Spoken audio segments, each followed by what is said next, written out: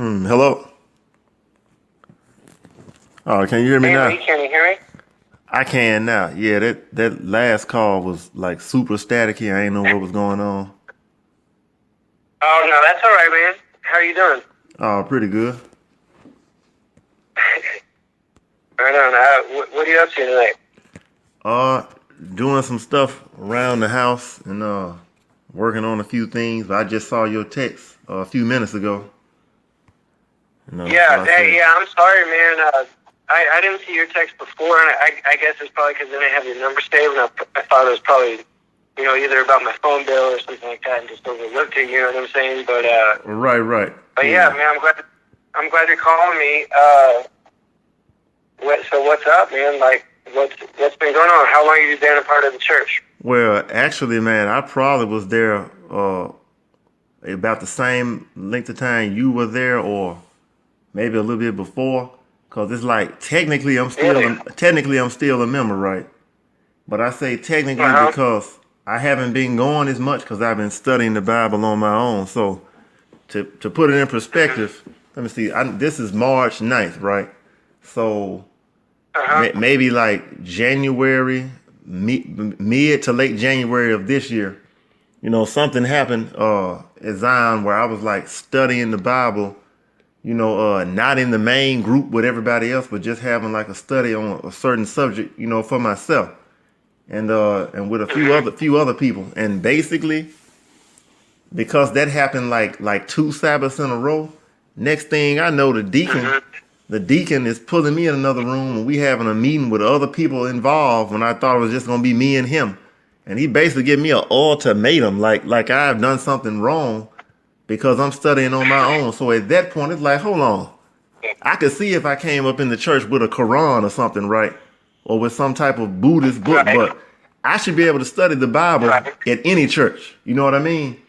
So that's when I Yeah. start feeling like something is phony. It's like, what are you afraid of me finding out? You afraid that I'm gonna look at this Bible for what it actually says? And so ever since like Mhm. January, like I still been going like on third worship on Saturday, but like it's getting slimmer. But I was trying to be reasonable. You know what I mean? Because I've been there so long. Mhm. You know what I'm saying?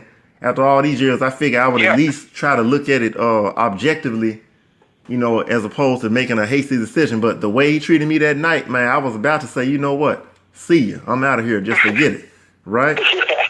But Right. and so then I went online, which they discourage us from doing. But it's like I've been seeing stuff about the Green Book, right?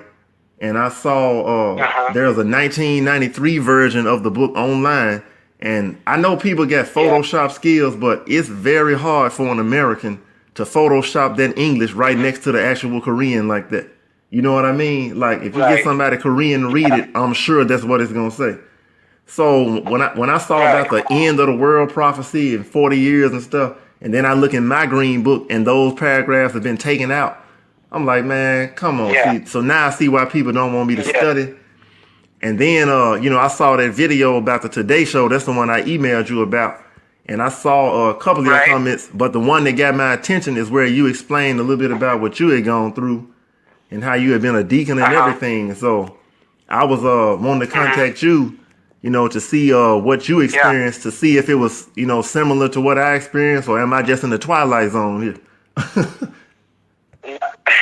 Basically. So I'm guessing you're up in the New York area, is that right? Because I looked up your area code, so I was like, Yeah. because I was trying to think about time frames of when we could talk and stuff. So, um, yeah, man. So yeah, New York is a lot.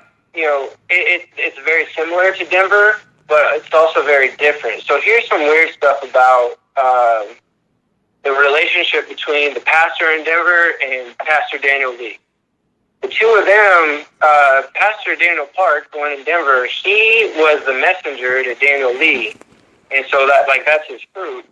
And the thing is, like, the two of them have always just been very competitive against each other. I think that's like a Korean thing. I mean, that's a guy thing, but it's also, I think, it has something to do with like their long history and their friendship, right? And Wow. so the thing is, the kind of environment that exists in New York, like that very militant, very strict, very active, very busy, that kind of thing. That is also the same way in Denver.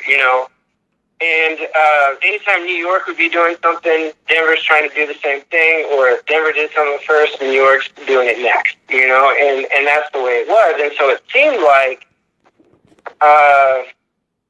it seems like it's like all good and everything, but from a member's perspective, because you're watching like the church videos, and the church videos are talking about how graceful everything is and how beautiful all God's will, and look at the member's faith and Father's coming soon. The thing is, these guys are, the more the church is really like a business, and they are rewarded based on the results that they bring. They get a larger budget for the church work they want to do. In Denver, man, there's so much construction work that happens just around the clock, and it just seems like there's just like this endless, fund. Like, where's this money coming from? Because the thing is, in Denver, like the members that come, they're not rich people, man. Like they're struggling folks, and that's the thing. I always just like, so I know that's not our money necessarily, So it's like, so where is that coming from? And because I'm telling you this, the pastor in Denver, he will totally reconstruct a big room, and then 3 months later, he will totally deconstruct and do it all over again. And he does it just to keep people involved. And that's the thing that they try to do at New York and Denver with these bigger churches, same in LA, is they try to always have more and more activities going on so that it gives the members something to do. They think they're doing something good. They think they're doing God's work. Yeah. But, they're actually just being used to fulfill the agenda of the church, from Korea. Wow. And, man, for me, so I got baptized in 2008, and, my friend got me into it. He and I were roommates. We weren't, really religious at the time, and I was actually against all the other Christian churches because I thought that there was just something wrong in Christianity. And as you know, the church teaches, there's all these prophecies that show how the truth has changed from the time of Jesus, and through that, all these false churches, and all that kind of stuff. So to me, that's what really got me hooked into it, because I'm like, are you kidding me? The Bible is able to, validate everything that I'm feeling about religion, period. Right. So that's why I trusted this church so much, and I got involved because they have, you're just sitting there back to back with all these studies, just one after the other, the other, and it all seems so amazing. The thing that most people don't understand, whenever I tell, people about my experience in the church and about it being a cult and being brainwashed, people are like, well, why didn't you ask questions? Why didn't you do this? Why didn't you do that? But the thing is, since they've never been there, it all seems so amazing when you're new that as you're in there, you're not asking questions. You're just digesting everything. You're like, wow, that's crazy. You're telling me the Pope's the Antichrist? What? There's a Heavenly Mother that's in the flesh? What? You're going crazy. And so the thing is, what happened with me, so as I became a member, about 3 months in, man, I was already becoming a Bible teacher. The pastor, back in those days, the church was a lot smaller then, and so the pastor spent more time seeking out people that he thought would be a good gospel worker, someone who would be faithful to the very end and would go through any situation to serve the church. So sure enough, I had actually came to him and told him, I was like, man, I'm so impressed with this church. Whatever you want me to do, I'll do it. And he was like, really? So a few months later, I'm getting married, and at this time, I think New York was just beginning to do house churches. So Denver decided to start doing that too. So I was the fourth, teacher that was sent out from Denver. We were sent out to North Dakota first. And we were there for about a year and a half, and then we were sent to Kansas City, and we set that one up. And so the thing about that, man, is during that process, there was a lot of times where it was cool, we were happy. I got married to this Korean woman that I had, she didn't speak English, bro. And she still doesn't speak that much English. But Wow. anyway, so things are all right in North Dakota. Say what? You said she still doesn't speak that much English. Oh man, it's terrible. Wow. It's Yeah, bad. I didn't mean to interrupt you, but I just want to make sure I heard that right. No. Yeah, I mean, to this, like, so we've been going through a divorce, and then we got to have like an interpreter, all that, man. Like, she can't handle it, So,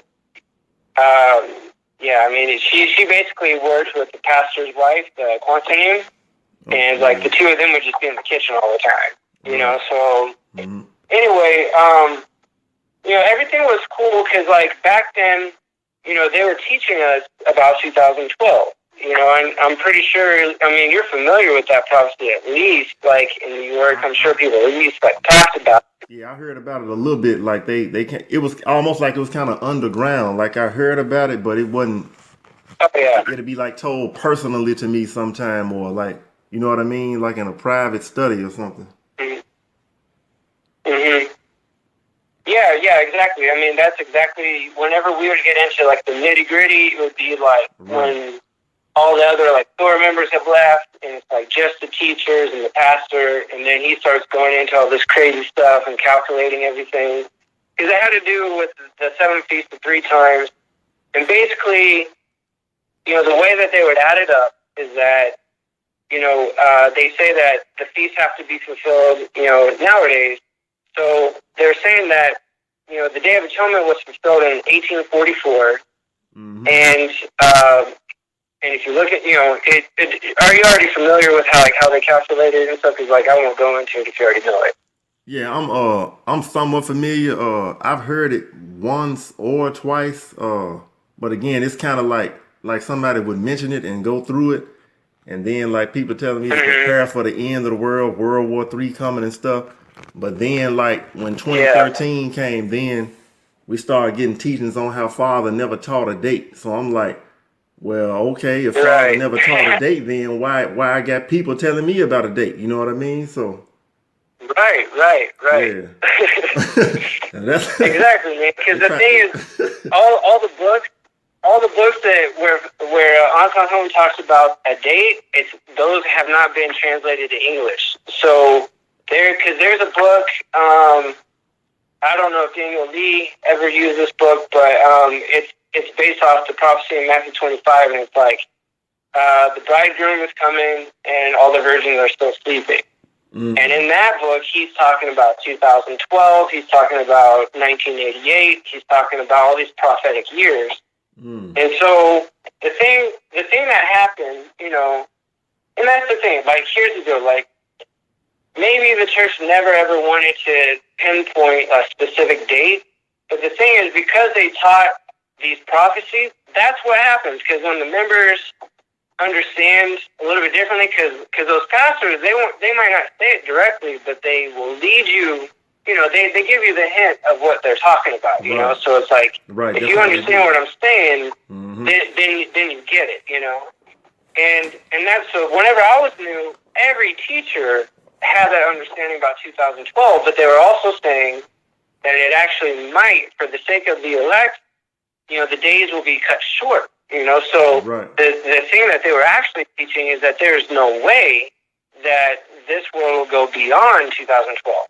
It might go up to the end of the year in 2012, but it will definitely not go past that.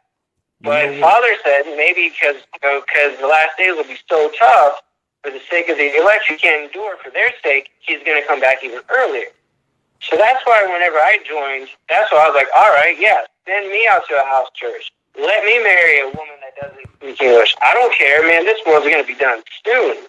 Right. So that's why I did all that, And by when 2012 hit, we were in Kansas City, man, and just doing the church work out there, man, it was so rough. Man, it was just super difficult, man. We were getting evicted out of these office churches. The pastor was putting me in all kinds of bad situations. And then I was having, and like Kansas City has a lot more knowledge of the Bible. Like, the common average Christian has more knowledge of the Bible there than, say, up in North Dakota. More like the Bible Belt, right? So man, I would just have to be like arguing with these people every day because like false prophets, what I thought were false prophets would be coming to the church every day. And, the thing is like, here, like I just got to this point where I had this realization where it's like, as I listened to people with all these other interpretations, that was the first time I was being given a chance to really think outside of like what the church was teaching me. And there was a lot of stuff that was brought up that whenever I would ask the pastor, hey man, I was studying with this one person, they brought this up, how can you explain it? Specifically, it was about the process of receiving salvation. The church teaches that you need to be baptized immediately, and the only reason that you're baptized is so that then you can keep the Passover.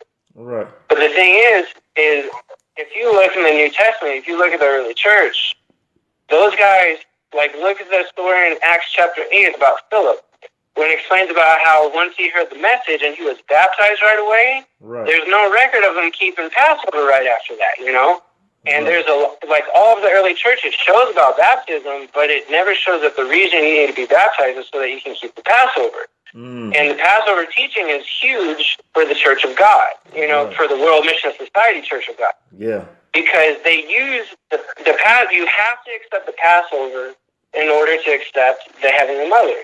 Right. And so, but if you don't accept Passover, there's no way that they can explain to you about the Heavenly Mother that will make sense to you, because if you don't think that Passover is really the flesh and blood of Christ, you're not going to accept that the reality of Christ's flesh and blood is the Heavenly Mother, Right. And so the thing is, though, if you look back at the Bible and you just read the Bible, read the book of Acts, and you see how the early church operated, there's times they kept the feast and stuff, but they don't show it that all these people being baptized were doing this so that they could keep Passover or so that they could, they're like, that's just not part of it. That part's been, like, made up, it's been fabricated. Wow. So, that's so anyway, I was asking these kind of questions, and it just got to the point where, like, no one could actually answer it, and then the pastor started telling the other deacons and stuff like that, like, I had weak faith and all that kind of stuff because I had been shaken by a false prophet, because I wanted to be able to defend the truth. Like, I wasn't going to just believe everything blindly, like everybody else was. Right. So anyway, we ended up going back to Denver that year, and man, I'm telling you, there was some crazy stuff going on. The pastor started buying buses, and he started remodeling the buses so that, large groups of people could go preaching out of town, and they could keep service on the bus, they could study on the bus, they could baptize on the bus, all kinds of crazy stuff, man. Wow. And so, so whenever I was there in Denver, that's what we were doing all the way through the end of 2012. And actually, when Heavenly Mother's birthday is like in November, and sometimes the date changes. Yeah. So I remember that year, it was in November. We have this big special service, and it's all the branch churches that had been set up. They're coming back to Denver and having this huge service. There's like over 1,000 people there, and pastor was teaching back then that was the year of Jubilee because it had been 50 years since the first Passover was kept. Oh. And so he was like prematurely telling people about Jubilee. Wow. And he was basically saying like, y'all better wake up because here in like a month, it's over. And so a lot of people were kind of disturbed because they're like, is he really saying what I think he's saying? Wow. So we had a meeting after that sermon, and it's just me, 2 missionaries, a deaconess, and the pastor. We're sitting just at a private table in our multi-purpose room. We're sitting there because this deaconess had come to them and she had concerns because, like, their members were from another location and they had never heard a teaching like that. So they're like, what's going on? It sounds like he's saying that the end's coming like literally any day now. Right. And he sat us down and he goes, look, Father taught about 2012. He said, if we go even one day over 2012, then the Bible is not true. He said that to us directly. And I remember thinking it was like November 21st, and I remember freaking out I was like, dude, I gotta go bear fruit then. Who So sa- we went who out, we said bore that? fruit. Like, I was finally like enthusiastic. I was like, what? Who said that it So we could? go out, and Who? sure enough, I'm baptizing somebody on a bus later Right. that evening, you know? Who And, said? but, you know, once that passed, man, it was weird because sure Right. enough, the church is still going, the world's still going. Right. Heavenly Mother made an announcement on New Year's Day of 2013. And then they started going into all these other prophecies saying how the reason Father didn't come is because, you know, he wants us to prepare our faith. And then they started, like, getting even deeper into all these other prophecies, just dissecting stuff more to make it fit, because here we are, you know, still. And anyway, so after that point, I stopped being a teacher. I started Which getting pastor? involved with the orchestra. I started, like, what's that? I was saying, which pastor was that said that? Like, if it goes one day past, it's like the Bible. That was Daniel Park, yeah. Daniel Park. Daniel Park. He is Daniel Lee's branch. And anyway, like, yeah, I mean, so he didn't say it to, like, all the members. He just said it to, like, 4 of us. And I just, I mean, that's when I was like, oh, this is real. Like, because he's speaking directly, you know, just like, you know, because that's the thing about the Korean pastors is that, like, you have to, it's almost like they become like Jesus 2,000 years ago, and then they bring in this inner circle, like their 12 disciples. Right. And it's like there's just certain leaders that get so devoted to, like, the pastor, where they take anything that he's saying as truth because they trust him and, you know, all that kind of stuff. And that's kind of what happened with us with Daniel Park. And it's like, because that guy could go deep. Like, he was known throughout the church for how deep he could, you know, teach the Bible. And people would always just be blown away because it's like he would just connect stuff. But, like, he started telling us that Father's books were also parables. And he started, like, he started connecting stuff that nobody else was doing.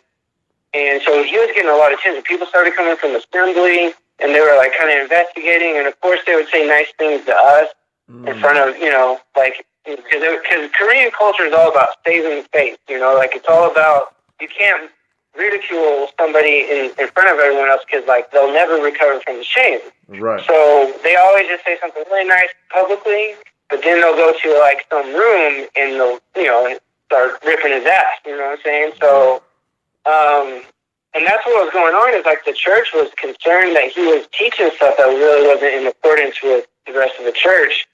And that was going on in, like, 2014, 2015. He's saying that Jubilee was lasting for, like, 2 years.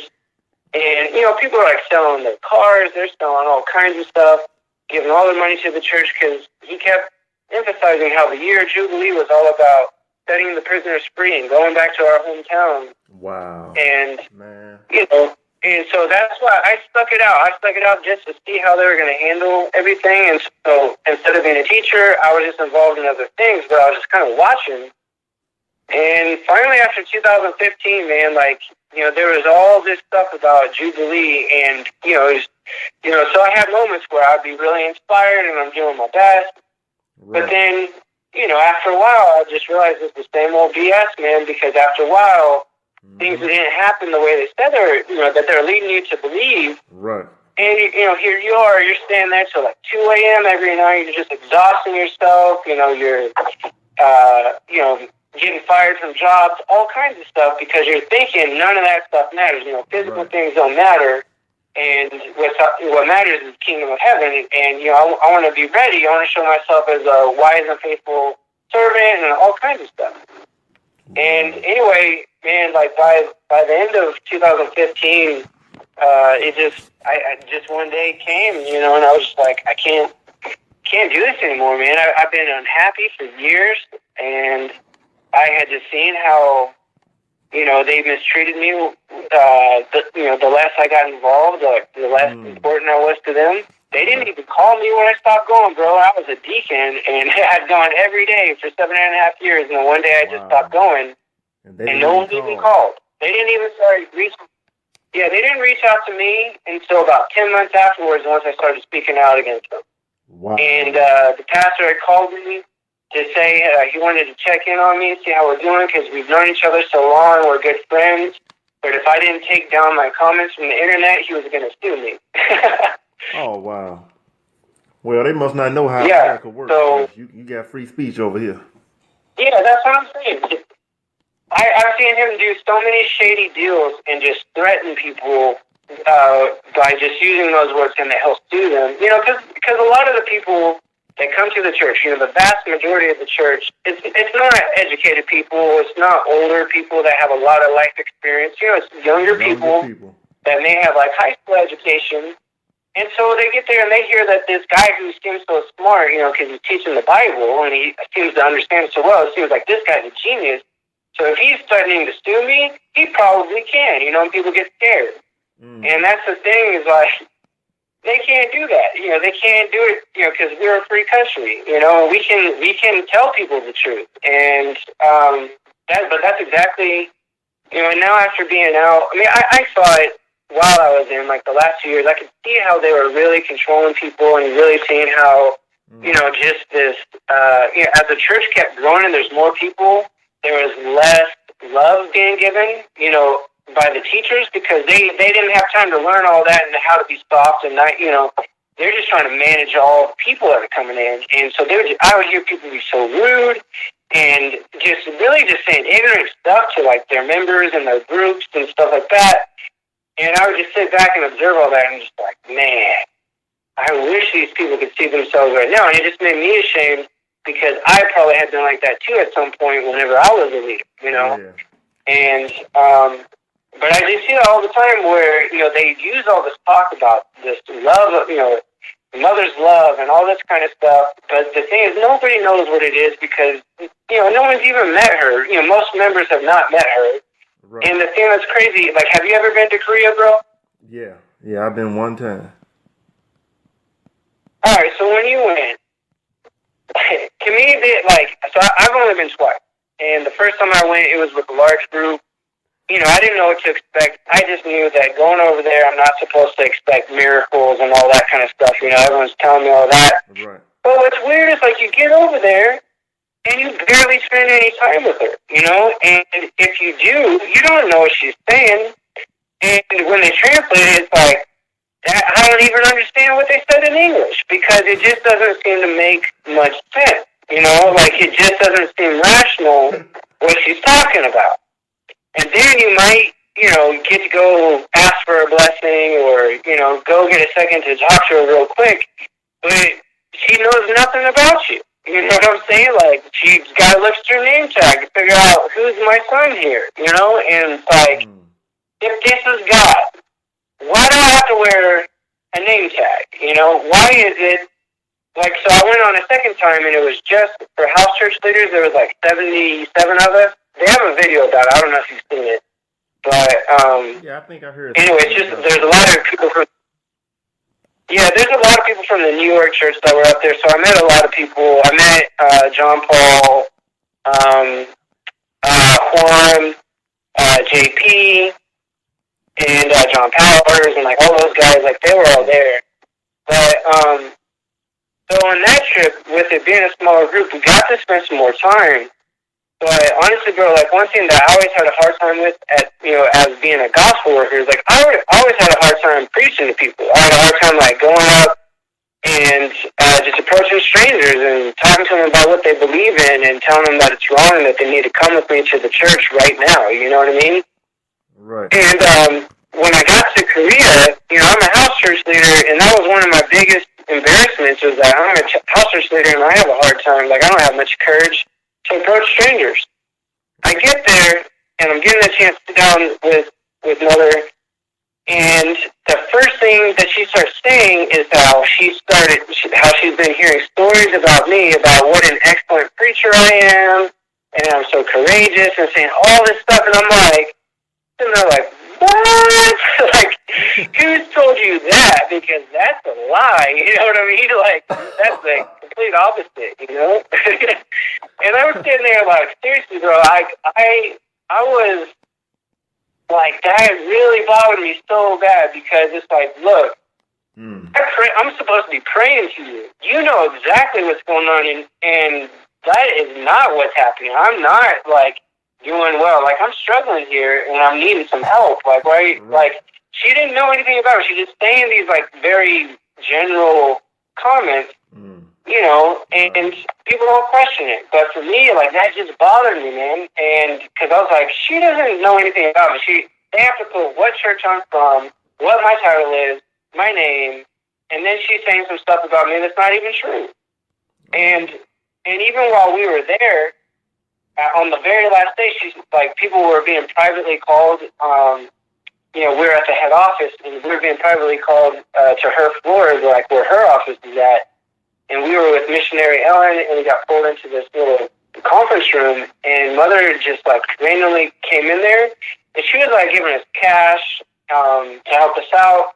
And I know that, like, you know, that, like, is a nice gesture because we're doing this gospel work and everything, but it was just kind of crazy. She gave me $400, and she was like, here, give this and buy something nice for your wife and all this kind of stuff. I'm like, really? Like, you're gonna just give me an allowance again? Like, I don't need that, you know? Like, really what I need is, like, I need a job. You know, I need some money, but, like, not to just go spend it on Korea, you know, like, because here I am, like, living in the church. Like, we were living in an old skating rink that we converted into an office church.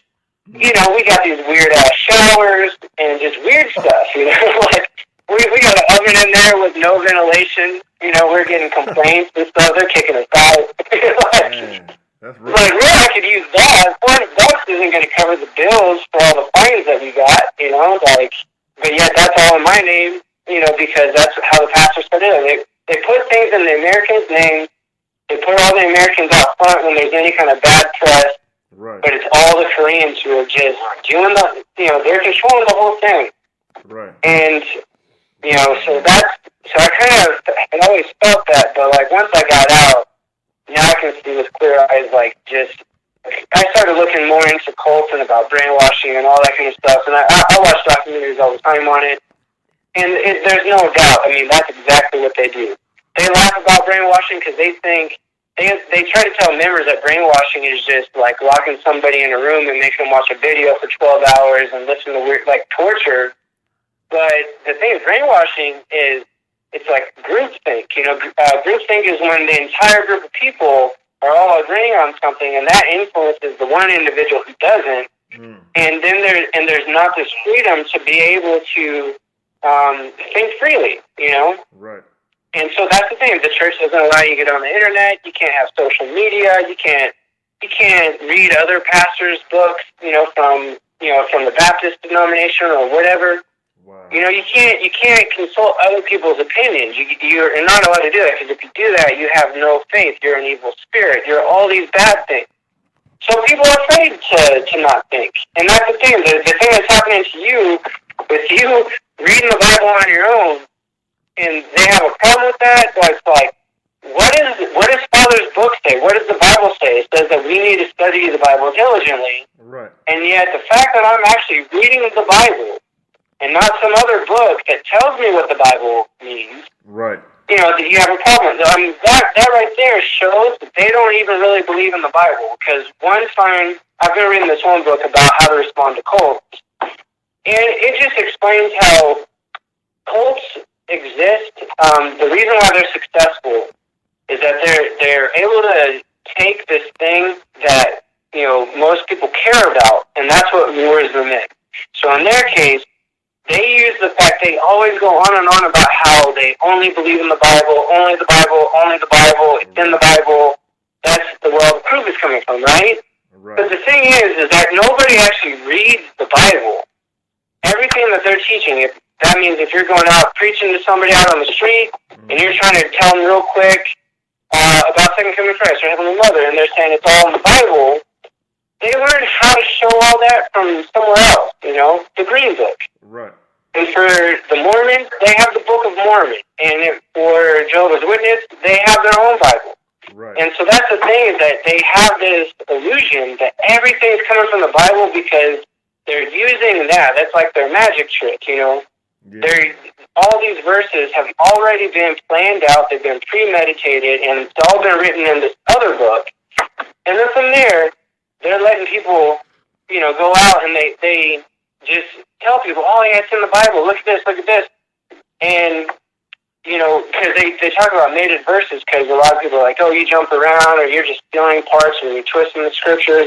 And so they use Isaiah, like 34, where it talks about mated verses. Or that's what they say it's about.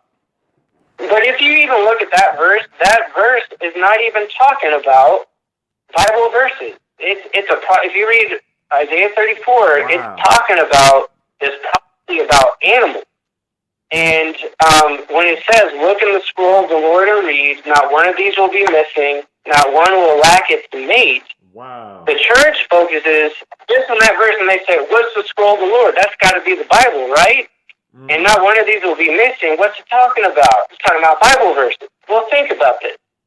The Bible was not written to even be just one book until the year like 500 or 600, whenever they have the printing press, right? So until that time, there was no such thing as chapters. There was no such thing as verses. There was none of that. So when Isaiah, who lived in the year 700-something BC, he's not going to be writing a prophecy where they're going to be talking about Bible verses and mated verses, because there was no such thing. There was none of that.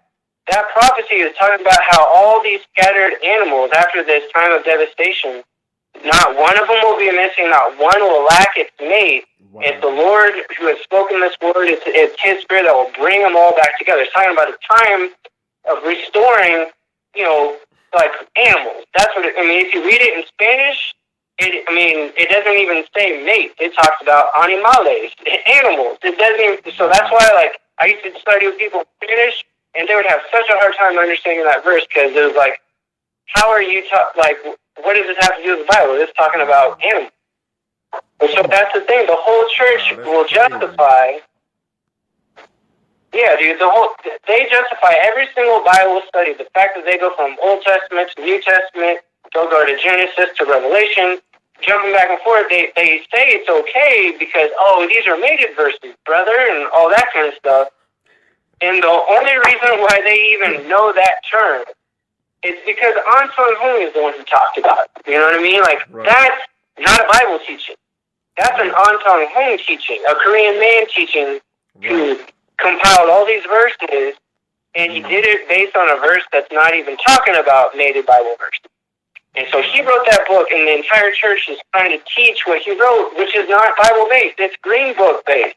But they're able to get people, because they convince people that just because they're using a Bible as a tool, to look at it, that's where the information is. Mm-hmm. Everything they're doing is already like calculated, it's planned. That's why you can't ask questions, because if you ask questions, they're not ready for that. Right. That's going to throw off the study, and it's inconvenient. So, you know what? It's just crazy, bro. You know what? Speaking of that, I just wanted to mention something real quick. The verse in Timothy where it talks about people eating, telling you to abstain from certain foods and stuff, and forbidding to marry, and they say it's the doctrines of devils, of demons. So there's some food for thought. And we know the Catholics forbid their priests to marry and nuns to marry, but they say that now we can eat whatever we want. So regardless of whatever a person believes, I noticed something, right? They say that Leviticus 11, about the clean and unclean, right? That's no longer in effect. Right. But the three things they teach to abstain from, which is the blood, the meat of strangle, and the food sacrificed to idols, that comes out of Leviticus 11. And it's kind of funny. So I asked somebody, I said, are you telling me that God's words in chapter Leviticus is a doctrine of demons? Can you understand? And they didn't have a response. So I'm saying what you're saying. That's exactly what's going on. Whenever I study this Bible and I ask a question based solely off the Bible that they can't answer, now I'm lacking faith, according to them. Dude, no, I completely agree, man, because that was the other thing, that whenever I was a teacher, I would feel guilty a lot because I didn't actually, read the Bible, as much as I thought I should. But the thing is, so I'd have these days, and I'm like, all right, man, I got to read the Bible. And then I'd start reading it. And, man, I'm telling you, I would come across so many things that would just make me doubt the church teaching more, because I'm like, so if I'm understanding what Paul's saying, like, and that's why, like, other Christian, the common Christian belief, collectively, it always makes sense. I mean, I was raised Christian and everything, but, like, the church would always just make fun of everybody else as if that was, like, a ridiculous thing to believe or think, and, like, oh, it's so absurd. But it's not. And it's like, you know what? Well, it's not, because if you read the Bible, that's what he's saying. That's what it sounds like. For us to be saying, going to these people saying, actually, you have a misunderstanding. The true teaching is like this, and it's completely opposite. It makes complete sense why people think that we were crazy, And right. And it's just crazy because it's like the only reason why we are saying it's something completely different is because a Korean guy whom we've never met wrote a book. And all the studies we've studied are based on that book. All the sermons you hear are based on that book. The thing that I'm honestly not so sure about to this, like at this point, is like I'm not even really sure if On Sung Hoon really taught about a Heavenly Mother. And it's very possible that the general pastor and Heavenly Mother, are like business partners. And so once On Sung Hoon died, they're so it's Heavenly Mother that is the one that made the group. She's the one that compiled it. And the thing is, I bought my book back in 2008. I still have that original. Yeah. Back then, that was the 7th edition at that point. So, meaning, from the time that it had been put together in, let's say, 1985 or a little bit after that, they had changed it 7 times since, by 2008. And they continue to do it. Like, I always stayed with this one because this was my original one. It was sentimental to me. Right. But I know now, like, if you go to the bookstore, the church bookstore, and buy a green book, it's like the 9th edition or something like that. And they continuously keep, like, they've taken the Korean words out of it. It's just English now. Like, the one I have is English and Korean. Right. And, and that's the thing. Like, so it says the first edition, the Korean English first edition was in 1996. And Korean, just Korean only first edition, that book was put together in 1980. Okay. So the thing is, as you know, in the Green Book, there's no place of where it says anything like clearly about there being a teaching about the Heavenly Mother at all, And so it's just weird to me that now, if you go there nowadays, they talk about how On Sung Hoon boldly taught about the Heavenly Mother. Oh, he boldly blah, blah, blah. And it's like, no, he didn't. He did not. And all I know is this book keeps getting changed as they're trying to, like, modify it as according to, these years of prophecy not coming true. Right. They're, like, changing how they're saying stuff, and it's crazy. And that's what bothers me, man. That's why, to me, it's just like, yeah, it's definitely not true. How can you change, like, if we believe, if they taught us that Christ on Sung Hoon is second coming Christ, and he comes in the flesh and writes a book, how is somebody going to add to that or subtract from it? You see what I'm saying? That's what I'm saying. Yeah, exactly. It's like, why would there ever need to be a revised edition if those are the living words of God himself? If that's our Heavenly Father who came back to save us, why are we touching a thing, right? You guys made a museum. You guys put all this money to preserve all this stuff or whatever, because it's cool, because I've never been to a church that had a museum about anything, Yeah. And so they use all this stuff to really impress, But, man, I'm telling you, there's something about the Korean culture where, brainwashing is a big part. It's like, that's how they control these people. And, they spend a lot of time talking about North Korea and how terrible North Korea is and Kim Jong-un and all that stuff. If you got Netflix, man, I'm telling you, please look up a video. It's a documentary about North Korea. It's called The Propaganda Game. And I'm telling you, I watched that probably 3 or 4 months ago, and all I could think about was the church, because when you see North Korea as a whole, and how people kind of worship the Kim family, and just the way they think and just the stories they believe. Wow. It's exactly like that in the Church of God down in South Korea, and it's where people live in this bubble.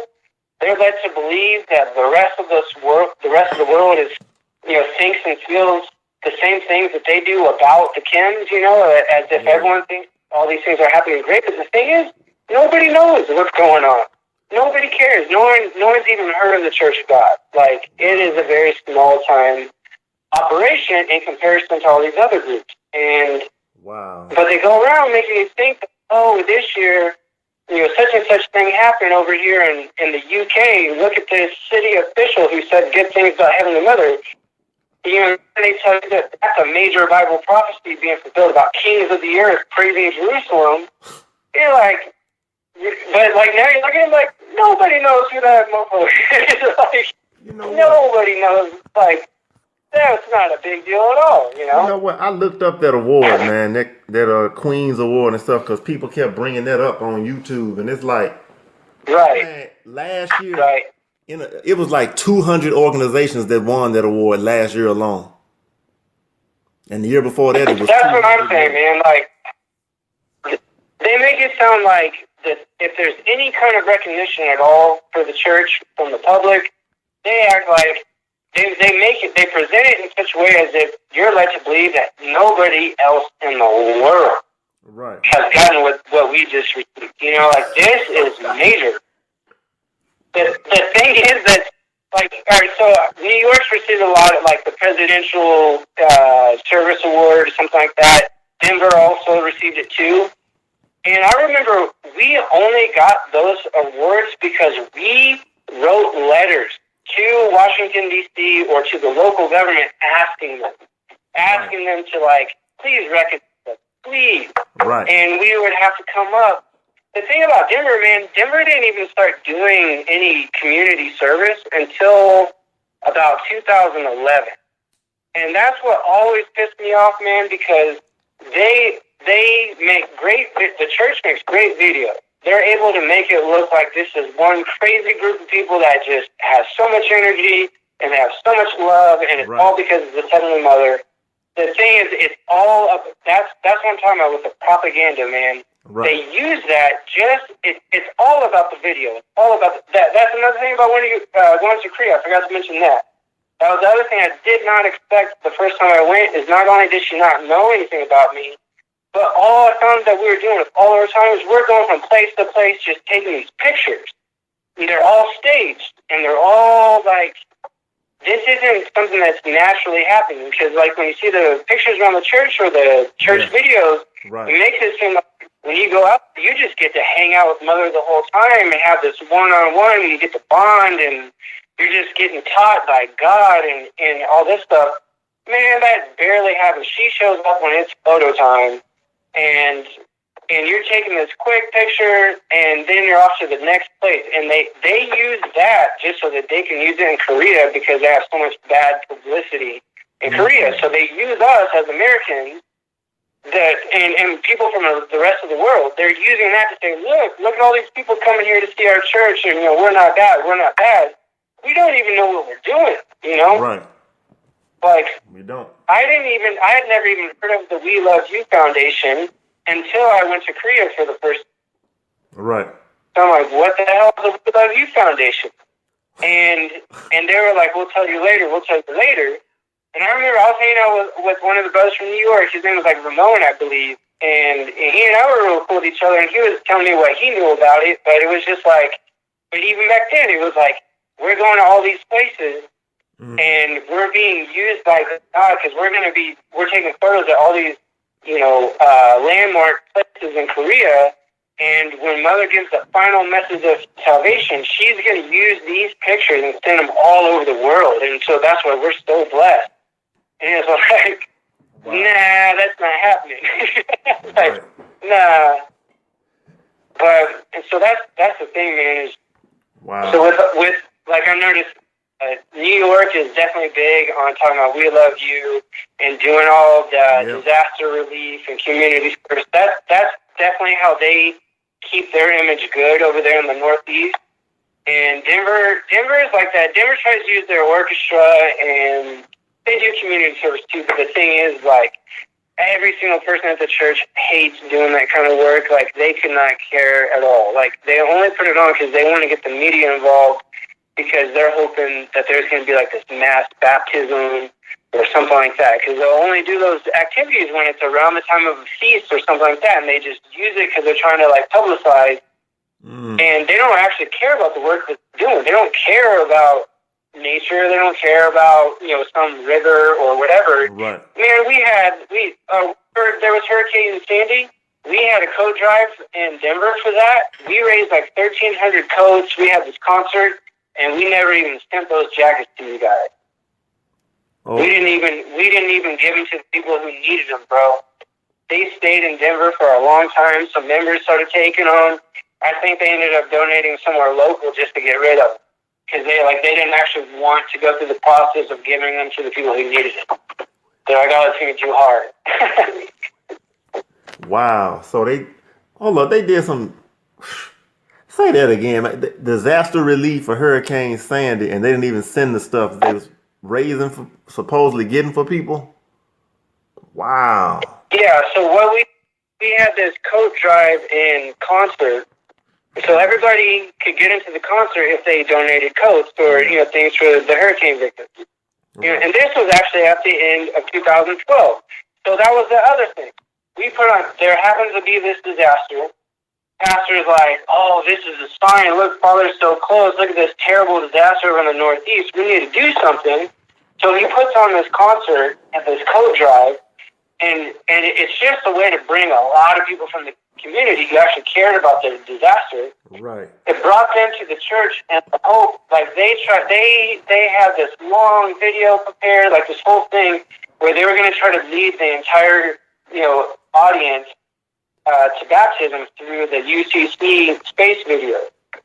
And so we put on. So the orchestra was always used as like kind of like the main show, but we were just being used so that they could deliver all these videos and then hopefully have like this mass baptism. They have people with cameras on standby because they want to make this big video so they can send it to Korea, and then everyone can see how great Denver is, right? Right. So they collected 1,300 coats for this concert. This is like in December 2012 at the end of the year. And the thing is, he just held on to them because he wasn't really going to give them to him, because he's thinking it's all about to go down. It's about to be over. So he wasn't even about to like give those jackets to people in New York. We had this other deacon. He was an older guy. He was retired from the Air Force, and he had a big truck.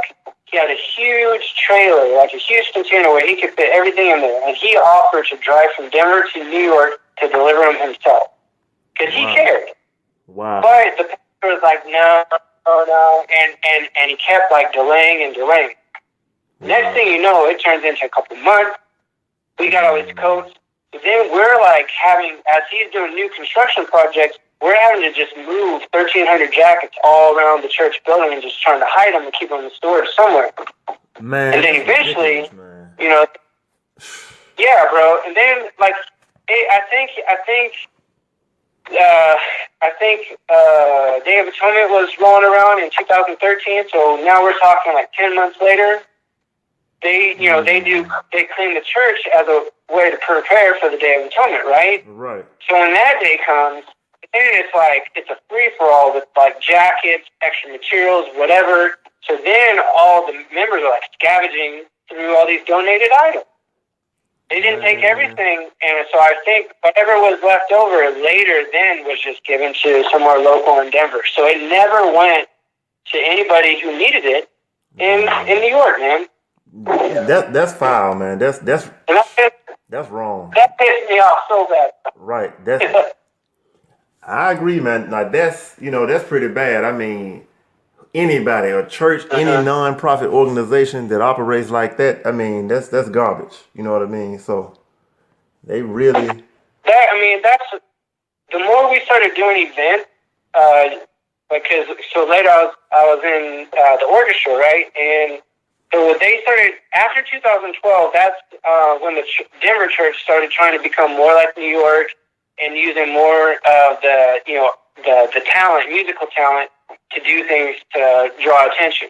Right. And, after we had done the Hurricane Sandy thing, we had done a few other things for, like, homeless people in Denver, other stuff like that. And just more and more as I saw that, like, they really don't care about those who are in need if they're not a church member. I mean, you don't even know, like, they probably advise you not to, preach to homeless people and all that kind of stuff and invite those kind of people to come to the church. Right.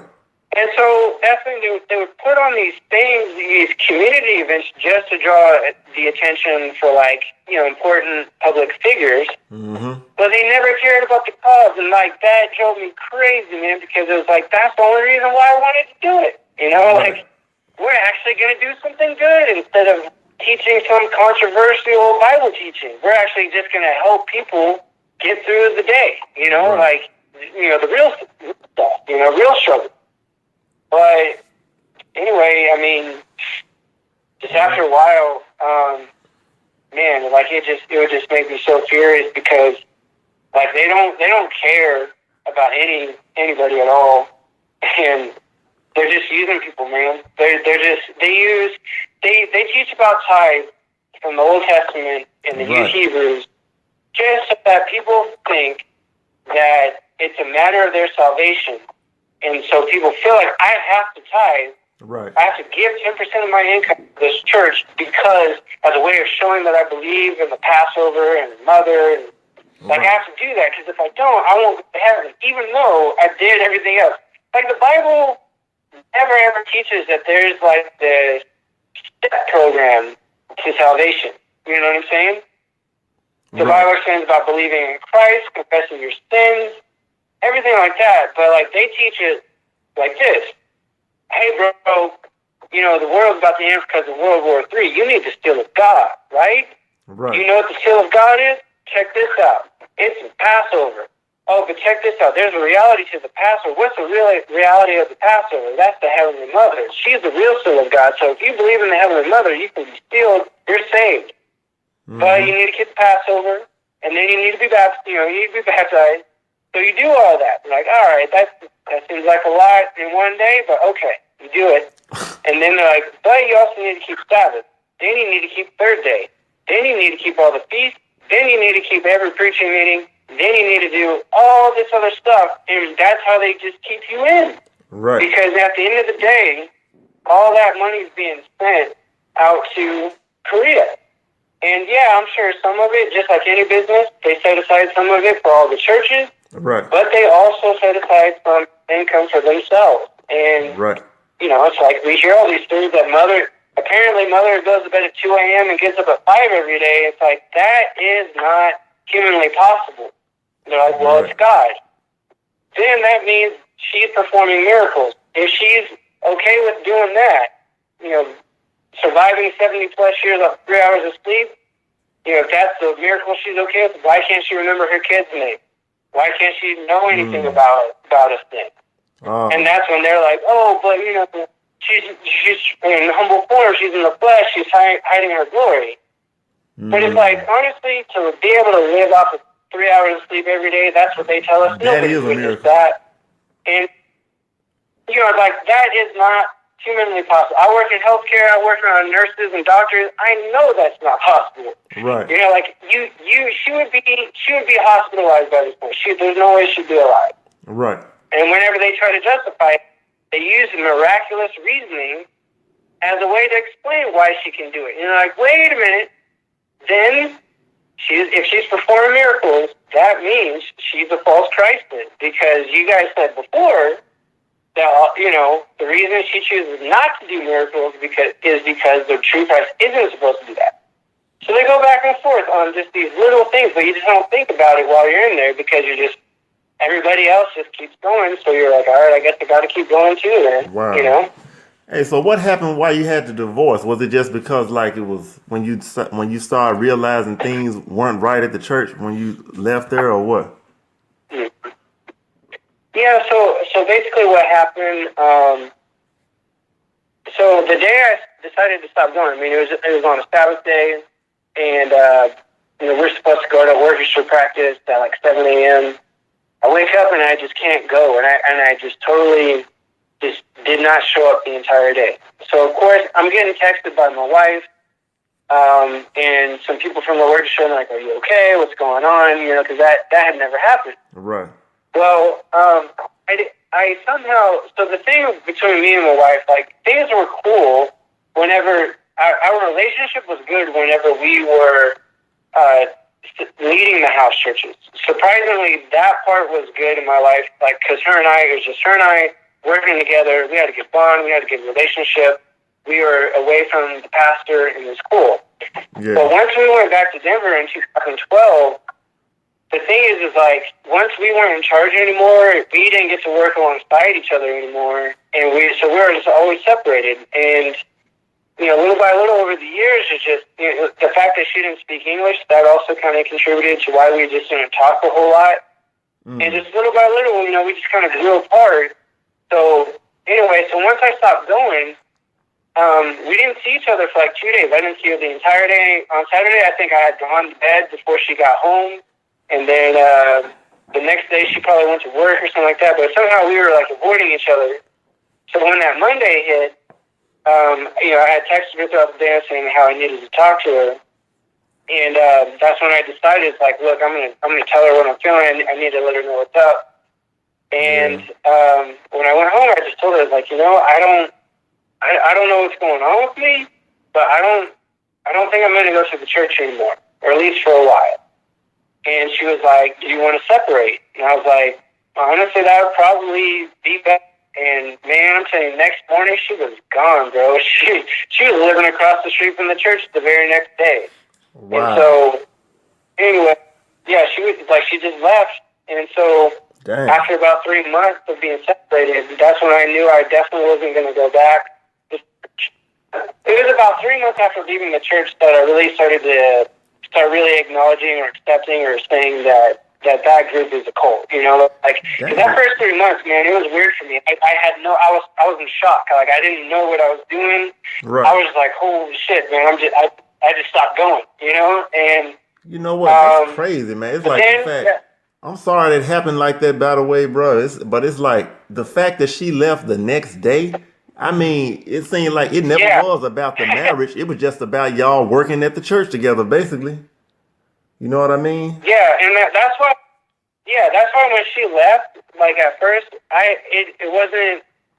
It kind of comforted me because then I knew that the relationship really was as bad as I thought. It wasn't just me thinking that. And it wasn't me. It wasn't just my sinful nature, like wanting to be with other women or stuff like that. It was like, this is legit. I told her I wasn't going to go anymore, or I'm trying to figure some stuff out, and here she is, already gone. Yeah, that's too quick. That's too fast, man. Yeah. Yeah, exactly. It was like, because even when we were talking about this, it was probably like 1 a.m. So that's not biblical. She was anyway. out like 5 hours later. That's not even biblical. Because doesn't Apostle Paul say like the husband can be saved, the unbelieving husband can be saved by the believing wife, and vice versa? You know what I'm saying? Yeah. So that's the duty of the wife. And in 1 Corinthians, it explains, and that's what's so funny. Like, because the church wants to argue. I actually saw some guy responded to your comment about arranged marriages. Sir Brian, did you see that? I got a notification.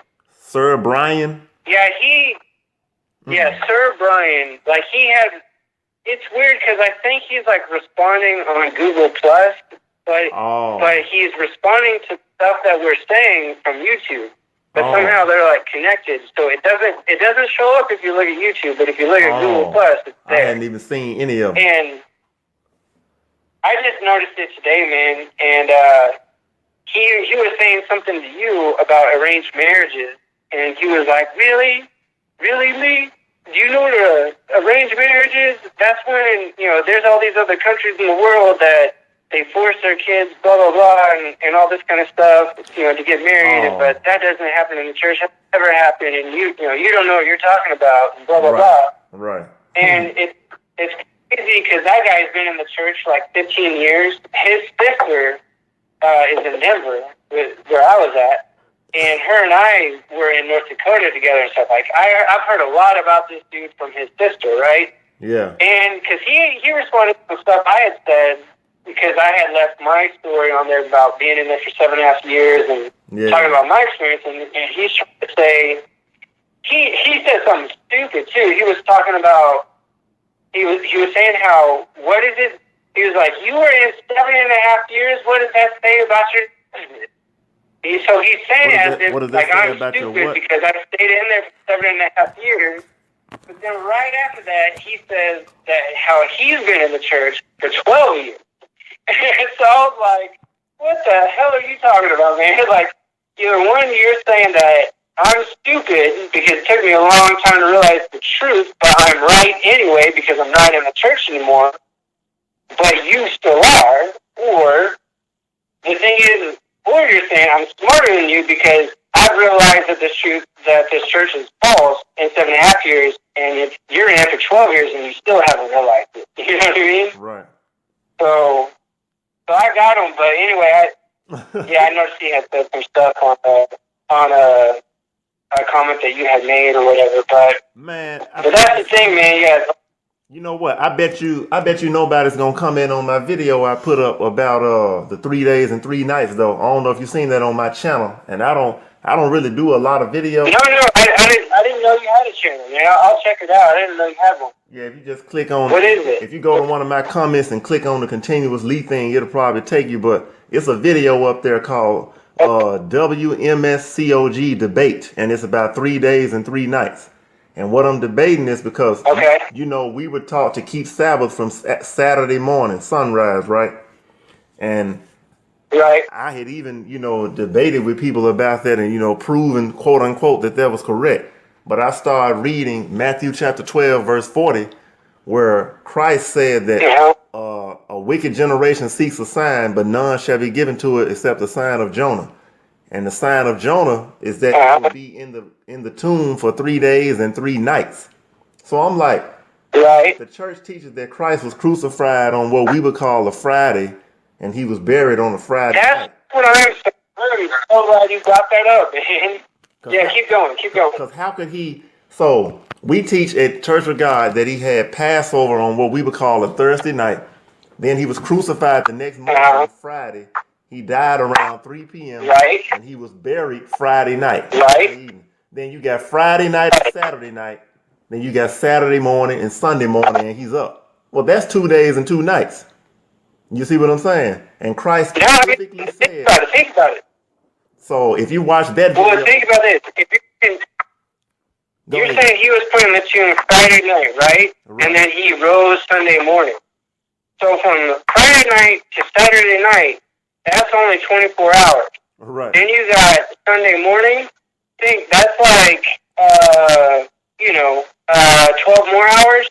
Right. That's only 36 hours in the tomb. And 3 days in the tomb is 72 hours. So yeah, it's like half the time. That I never understood that. I'm so glad you brought that up because I've always wanted that too. I'm like, how did he fulfill this?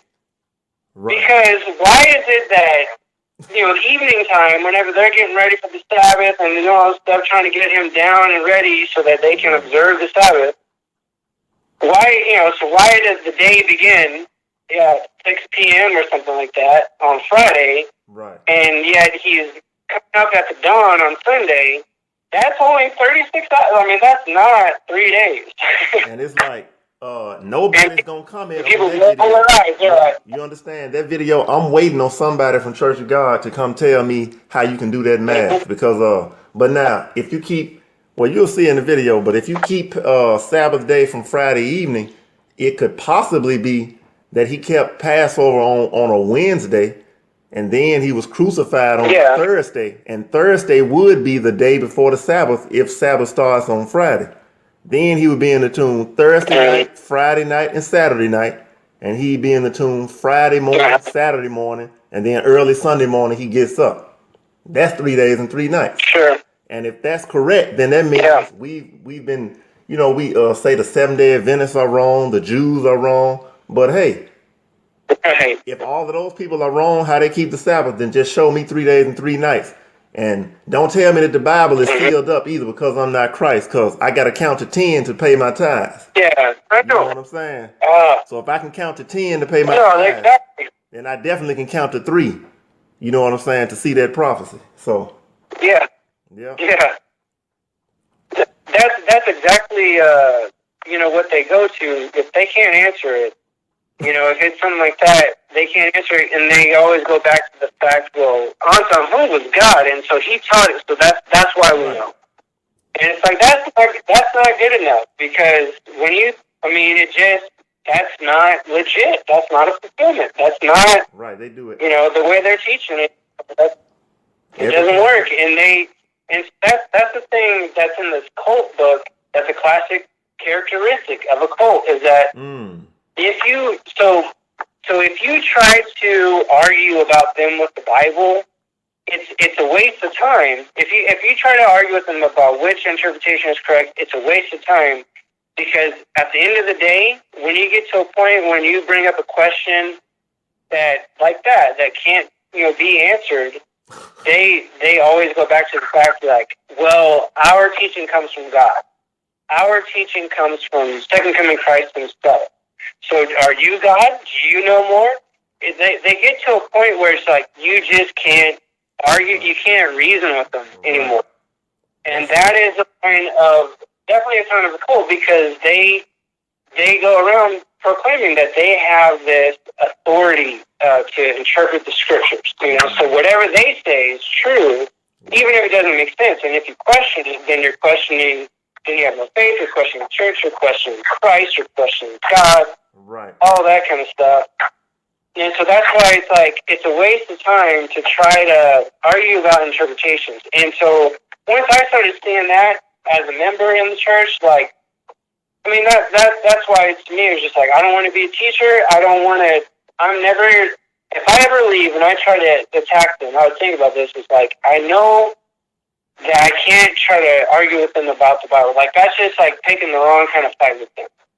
With them, you got to go with these other things that are outside the Bible. It's just about their behavior. It's about their environment. It's about the culture of that place, And because that's what makes them the cult, It's like they can go on and be so convinced and so well trained that their interpretation is correct, but the influence, the impact, the way they affect people with their teaching, the people who get involved, that's where they become a cult. And that's the stuff that we have to address, because there's nothing in the Bible that can defend them on that, You know what? That's the brainwashing. And they can go on and on. That's what makes it. Yeah, exactly. The fact that if they want to tell me because I'm not Christ that I can't count to 3, that's brainwashing. So, you know what I mean? But I feel if they're questioning your intelligence, if they're making you, like, just preventing yourself from being able to be a logical person, a reasonable person, I mean, that's just the nature of being a human nowadays. We live in a time with the age of information and technology. I mean, we are just naturally, we think about researching and verifying facts and all that kind of stuff, and they totally prohibit all of that. Right. And they justify it because they say that all these other things nowadays, technology and internet and all that stuff, that's all the work of Satan. And it's like, that's such a dumb way of living life and seeing the world, because it's like, no, bro, that's evolution. That's just the way, as a human race, that's just where we are. And the world's not ending soon. Like, their religion in a lot of ways is just preventing us from being able to progress. Like, we live at a very weird time, no doubt. They want to call it the last days. I don't think it's necessarily the last days. I think it's tough days. We got some. It's a transitional time. Right. But the thing is, like, just the fact for the whole world to, like, be destroyed because of nuclear war, and the entire human race being wiped out. There's never been something like that ever, and I don't think that it's going to happen from those kind of things. Like, yeah, have a lot of bombs go off, but the thing is like, life can still be preserved. Scientifically, they prove, like, That's why we're still here. There's been times we've been hit by meteorites and comets like billions of years ago, and yet life continues to exist. You know. So yeah, individually we may die. Of course we're gonna die. That everybody's gonna die.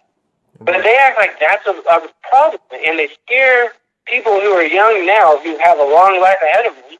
Right. You know, they scare them into using all their life, all their time, right, for that place. And I'm telling you, it's not fucking worth it, man. It is. No, that is a waste of time. Because it interrupted That's me just too. a trap. It interrupted me too on a lot of stuff, and several other people I know. And if you try to tell some of them that now, you know, they'll be like, you need to have faith. But 5-10 years from now, they're going to realize they should have been in college, or they should have been working on a business, or should have been getting married, having a family, something, you know. Dude, yeah, like, so I started going back. So another thing that helped me get out was I started going back to school, college in 2014. I'm trying to finish my bachelor's degree. Oh, okay. And that caused a problem. Yeah, like I was working in a call center, and it was for like a career college. You know, my job was to inspire these people that, you know, don't have all the luxuries of, you know, other people in life. Like, you know, trying to talk them in, but like, you know, school's what's good for it. You know, you need to get into school. No, like basically recruiting them to go to a for-profit school. Anyway, as I listened to myself talk to all those people, I'm like, you know what? Like, man, I need to do the same thing, man. I'm going to be stuck in this, you know, I'm going to be at a roadblock because I only have high school education, all that kind of stuff. Yeah. So I started going back to school, and that caused a problem. You know, I was like an announcer for the church then. My baptism authority got taken away for a year just because I was going to school. Oh, and, wow. Yeah, but the thing is, by being back in school, I was back in an environment where, you know, you're encouraged to think. You have to think. You know, you have to critically think. Yeah. You know, that's what the homework is. And that started helping me see the church in a lot of different ways, you know. But now that I'm out, man, you know, I'm still working on finishing it. I have like another year left. But the thing is like, good. The hardest part about being out is that I have a hard time not getting angry at the church, because I think, man, I gave them the best years of my life. And here I am now, I'm 33, and I'm just now getting on a career path. You know, I'm broke. I'm living in a one-bedroom apartment. I got a cat, you know, and it's just like, my life was actually good before joining this group, you know, like I was in a rough spot before joining, but at least I had friends. I was happy, you know, and all that kind of stuff. But like, once I joined the church, man, I cut off all those people. Right. And the people in the church became my friends, and the ones that I trusted, they became my family. And I just wasted all this time. I wasted so much time and energy and money, and now I have like $20,000 in credit card debt, you know, and then I got student loans and then all this other stuff. But it's like, I'm so broke because like so much of that money on my credit debt was spent, you know, for the church, you know, something like that. And those windows of heaven, of heaven, they didn't open up to pay their debt, though, right? The windows of heaven from tithing that they lie about. Yeah, you know, I mean, I always got by. You know, like I've always been able to make it. You know, but it's just, you know, I'm always scraping, man. It's always financially difficult. Right. I get it. No, I'm not knocking you. What I'm saying is, they tell people they have to tithe, right? Even though that's an old testament. Yeah, I mean, and then they tell you to test God, see if you won't open the windows. But every time I've had a debt, I had to figure out how to get out of it. It was never help from the church, and it was never any miraculous thing. It was family or somebody helped me, or either I had to do something on my own. Exactly. Yeah, I had to learn some wisdom real quick, because just following what they were saying, like I'd find myself in a corner, you know, and I'm like, all right, how do I get out of this mess? Well, shit, I need to get 2 jobs. I need to get blah, blah, blah, you know, and anyway, you know, so now I'm actually like, you know, I'm working for a good company and everything, but like, you know, I'm limited on how far I can go with the company at this point until I finish my degree.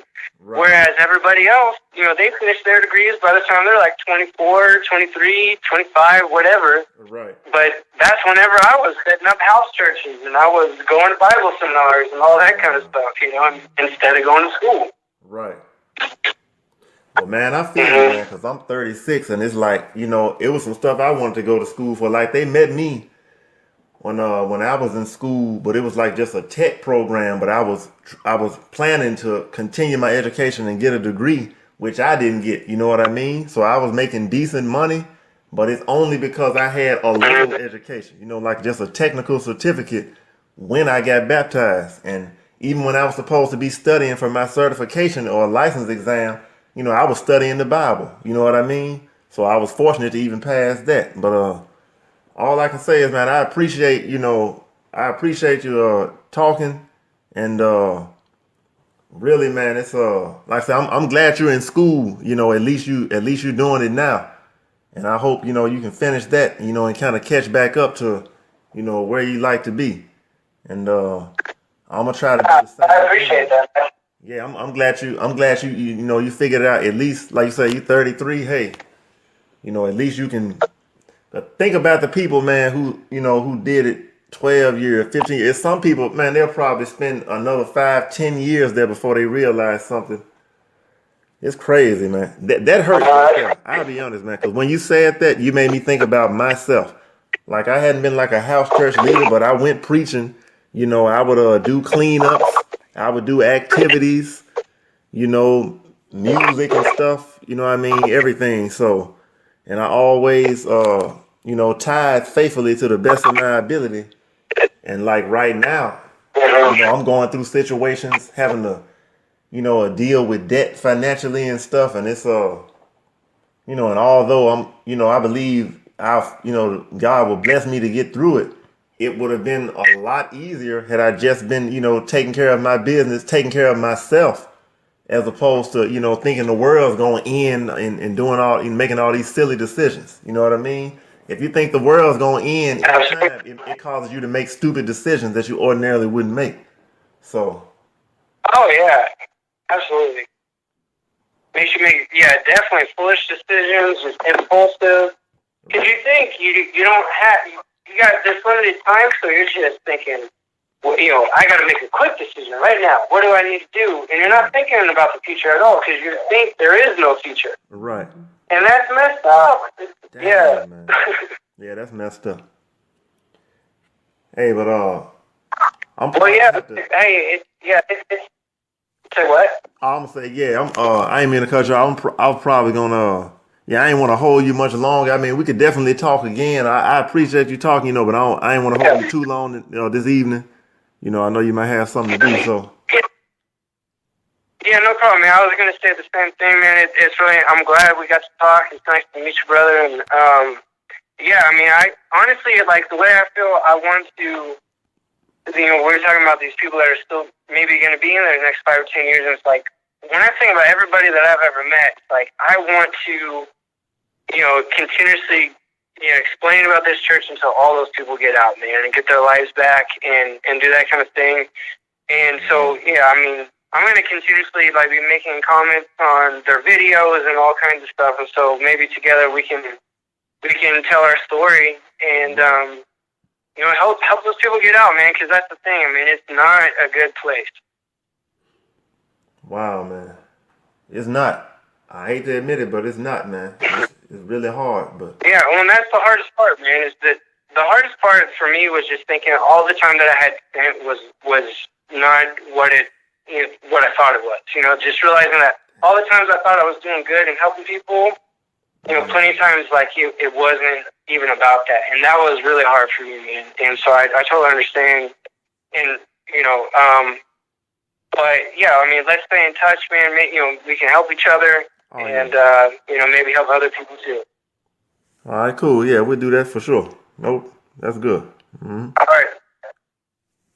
All right, brother. Well, yeah, you have a good night, man, and All right, cool. I'll talk to you later, either on the web